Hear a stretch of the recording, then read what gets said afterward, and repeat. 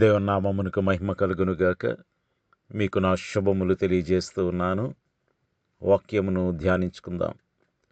సమూయేలు 2వ గ్రంథము 12వ అధ్యాయము 24వ వచనము. తర్వాత దావీదు తన భార్య అయిన బత్షెబను ఓదార్చి ఆమె యొద్దకు పోయి ఆమెను కూడగా ఆమె ఒక కుమారుని కనెను. దావీదు అతనికి సొలొమోను అని పేరు పెట్టెను.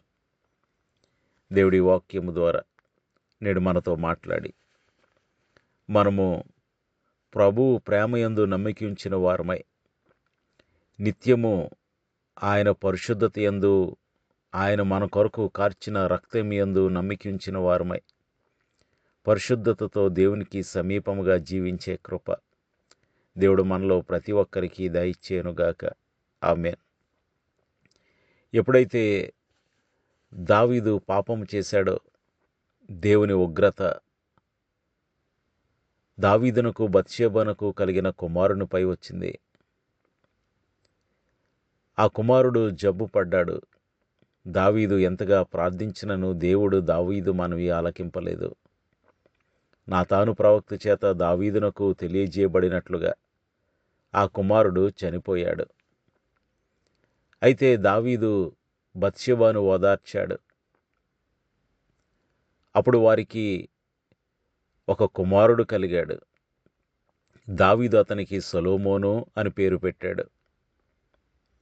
సొలొమోను అనగా పీస్ఫుల్, మ్యాన్ ఆఫ్ పీస్, శాంతి అని అర్థము.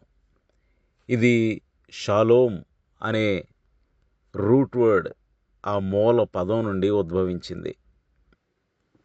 ఎందుకు దావీదు ఈ శాంతి అనే అర్థం వచ్చే పేరు తన కుమారునికి పెట్టాడు అంటే, నేను దేవుని సన్నిధిలో దేవునికి విరోధంగా పాపం చేశాను. కానీ ఎప్పుడైతే నా పాపమును నేను గ్రహించానో నేను దేవుని సన్నిధిలో పశ్చాత్తాపపడ్డాను. దేవునిని క్షమాపణ వేడాను. ఆయన సన్నిధిలో నా హృదయమును నేను విరగొట్టుకున్నాను. విరిగిన హృదయముతో దేవుని సన్నిధికి వెళ్ళి పశ్చాత్తాపపడిన నాకు దేవుని నుండి దేవునితో నేను శాంతిని పొందాను. దేవునితో సమాధానపడ్డాను. ఇప్పుడు దేవునికి నాకు మధ్య శాంతి ఉన్నది, సమాధానం ఉన్నది అన్నట్లుగా. ఎందుకంటే మొదట కలిగిన కుమారుడు చనిపోయాడు. అది దేవుని ఉగ్రత.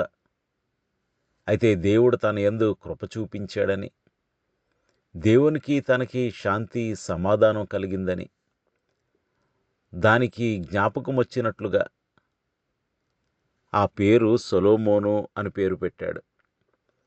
అయితే ఇంతటితో ఆ కుమారుని నామకరణం అయిపోయి ఉంటే బాగానే ఉండేది. కానీ తర్వాత వచనంలో మనం చూసినట్లయితే సమూయేలు 2వ గ్రంథం 12వ అధ్యాయం 25వ వచనంలో, యెహోవా అతనిని ప్రేమించి నాతాను అను ప్రవక్తను పంపగా అతడు యెహోవా ఆజ్ఞను బట్టి యెదిద్యా అని అతనికి పేరు పెట్టాను. చూడండి, అప్పుడు దావీదు చేసిన పాపమును అతనికి తెలియచేయుటకై నాతాను ప్రవక్త పంపబడ్డాడు. ఇప్పుడు మరలా నాతాను ప్రవక్త దావీదు నొద్దకు పంపబడ్డాడు. ఎందుకో తెలుసా? దావీదు బత్షెబలకు కలిగిన కుమారునికి యెదిద్యా అని పేరు పెట్టుటకు. యెదిద్యా అనగా అర్థము ప్రభువుకు ప్రియమైన వాడు, దేవుని చేత ప్రేమింపబడినవాడు అనే అర్థము. ఎంత గొప్ప కృప దేవునిది జ్ఞాపకం చేసుకుందాం. ఇది దేవుని కృపయే. ఎందుకంటే అంతకుముందు పాపం వలన వచ్చు జీతము మరణము. అయితే దేవుని కృపావరము మన ప్రభు అయిన క్రీస్తు యేసునందు నిత్య జీవము అనే వచనం గుర్తొస్తూ ఉంది. రోమీయులకు రాసిన పత్రిక 6వ అధ్యాయం 23వ వచనంలో ఈ మాట రాయబడింది. దావీదు పాపం చేశాడు కాబట్టి ఆ పాపం వలన వచ్చిన జీతము మరణమయ్యింది. ఎప్పుడైతే దావీదు పశ్చాత్తాపపడ్డాడో, తాను పాపినని గ్రహించాడో, దేవునికి విరోధంగా పాపం చేసినందుకు ఎంతో కుమిలిపోయాడో, దేవుని సన్నిధిలో తన పాపాన్ని ఒప్పుకొన్నాడో, అప్పుడు దేవుని ద్వారా అతనికి కృప దొరికింది. అందుకనే దేవునికి ప్రియమైన వాడయ్యాడు. అంతకుముందు కుమారునికి మరణశిక్ష విధించిన దేవుడు ఈ కుమారుని ప్రేమించాడు. దేవునికి ప్రియమైన వాడయ్యాడు. ప్రియ సహోదరుడా, సహోదరి, పాపంలో ఉండి దేవునికి ప్రియమైన వారముగా ఉండాలంటే అది అసాధ్యం.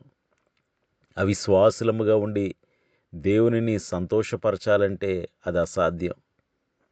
చాలామంది పాపములో జీవిస్తూ దేవునికి ప్రియమైన వారము అనుకుంటారు, లేదా దేవుడు మమ్ములను ఎంతో ప్రేమిస్తున్నాడు అనుకుంటారు. నిజమే. కానీ దేవుని ప్రేమ నీ మీదకి రాకుండా నీ పాపము దేవుని ప్రేమకు అడ్డొస్తుందని గ్రహిస్తూ ఉన్నావా? ప్రియ సహోదరుడా, సహోదరి, పాపం వలన వచ్చే జీతము మరణమే. అయితే ఎప్పుడైతే మనం పశ్చాత్తాపపడతామో, ఎప్పుడైతే విరిగి నలిగిన హృదయముతో దేవుని సన్నిధికి వస్తామో, విరిగిన హృదయము గల వారికి యెహోవా ఆసన్నుడు అని ఈ దావీదే 34వ కీర్తన 18వ చరణంలో రాస్తూ ఉన్నాడు. విరిగిన హృదయము గల వారికి యెహోవా ఆసన్నుడు. గర్విష్ఠులందరూ ఆయనకు హేయులు. అంటే పాపము చేసి నేను భక్తిగానే ఉన్నాను, పరిశుద్ధంగానే ఉన్నాను, యథార్థంగానే ఉన్నాను, నాలో పాపమేమీ లేదు అనుకునేవారు గర్విష్ఠులు. వారి హృదయమందు గర్వమున్నది గనక దేవునికి స్థానము లేదు. గర్వమనగా అపవాది స్వభావము. గర్వించే కదా ప్రధాన దోతి అయిన అపవాది సాతానుగా మారబడ్డాడు. ప్రియ సహోదరుడా, సహోదరి, పాపములో ఉండి దేవుని ప్రేమను మనం పొందలేము. ఎప్పుడైతే పశ్చాత్తాపపడి దేవునితో సమాధాన పడతామో, అప్పుడు దేవుడికి మనము ప్రియమైన వారము అవుతాము. దేవుని సన్నిధిలో నేను పశ్చాత్తాపపడ్డాను, దేవుని సన్నిధిలో నా హృదయమును కుమ్మరించాను, దేవుని సన్నిధిలో నా పాపమును నేను కడిగివేసుకున్నాను అని దావీదు అనుకుని, దేవుని సన్నిధిలో నాకు శాంతి కలిగింది అని దావీదు తన కుమారునికి సొలొమోను అని పేరు పెడితే, తన ప్రవక్తను పంపించి, శాంతి మాత్రమే కాదు దావీదు, నీవు దేవునికి ప్రియమైన వాడవు, నీ కుమారుడు ప్రియమైన వాడు అని అర్థం వచ్చినట్లుగా యెదిద్యా అనే పేరు నాతాను ద్వారా పెట్టించాడు.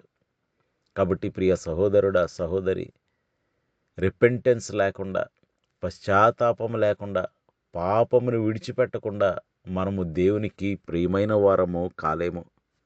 ఒకవేళ ప్రియమైన వారముగా ఉన్నాము అని అనుకుంటే అది అపోహ మాత్రమే.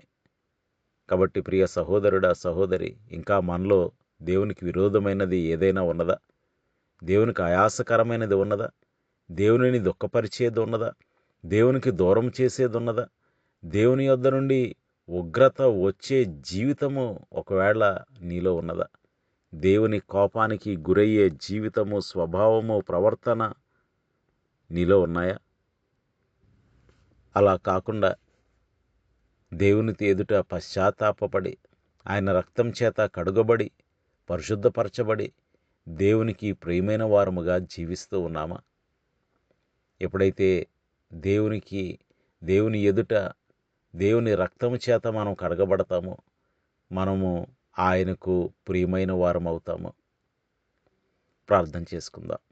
సర్వోన్నతుడును సర్వశక్తివంతుడైన మా ప్రియ పరలోకపు తండ్రి, జీవం గల దేవా, దావీదు నీ సన్నిధిలో పశ్చాత్తాపపడి విరిగి నలిగిన హృదయముతో నీ సన్నిధిలో క్షమాపణ వేడి, ప్రభువా, నీతో సమాధాన పడినప్పుడు శాంతి కలిగినప్పుడు, ప్రభు అతనికి కుమారుడు కలిగినప్పుడు శాంతి అని అర్థం వచ్చే సొలొమోను అని పేరు పెట్టాడు.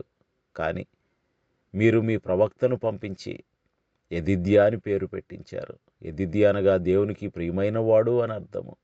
అవును ప్రభువా, ఎప్పుడైతే మేము పశ్చాత్తాపపడతామో, పాపమును విడిచిపెడతామో, మా పాపములను మేము విడిచిపెట్టిన యెడల ఆయన నమ్మదగిన వాడును నీతిమంతుడును గనుక సమస్త దుర్నీతి నుండి మిమ్ములను కడిగి పవిత్రునిగా చేయునని వాక్యం సెలవిస్తుంది. అవును ప్రభువా, చాలామంది పాపంలో ఉండి మీకు ప్రియమైన వారమని వారు భ్రమపడుతూ ఉన్నారు. కానీ పాపంలో ఉండి దేవునికి ప్రియమైన వారముగా ఉండలేమని, నీ ప్రేమను పొందలేమని, మీకు సమీపంగా జీవించలేమని, పాపము మీ నుండి మమ్ములను వేరు చేస్తుందని, పశ్చాత్తాపము పాపము నుండి మమ్ములను వేరు చేసి నీకు సమీపస్తులను చేస్తుందని, నీకు ప్రియమైన వారముగా మారుస్తుందని, కాబట్టి సమస్త పాపమును విసర్జించాలని, పాపమునకు దూరముగా నీకు సమీపంగా జీవించాలని మేము ధ్యానించి ఉండగా అటు ధన్యకరమైన స్థితి మాలో ప్రతి ఒక్కరికి దయచేయండి. మిటుకు పాపమును అసహ్యించుకుని వారముగా, నీకు సమీపముగా నీ మనసు కలిగి జీవించే కృప మాలో ప్రతి ఒక్కరికి అనుగ్రహించమని మేలు చేయువాడైన యేసునామములో స్తుతించి వినయముగా వేడుకొనుచున్నాము తండ్రి. ఆమెన్. మీ అందరికీ నా వందనములు. ప్రభు పరిచర్యలో మీ సహోదరుడు దిలీప్ బాబు.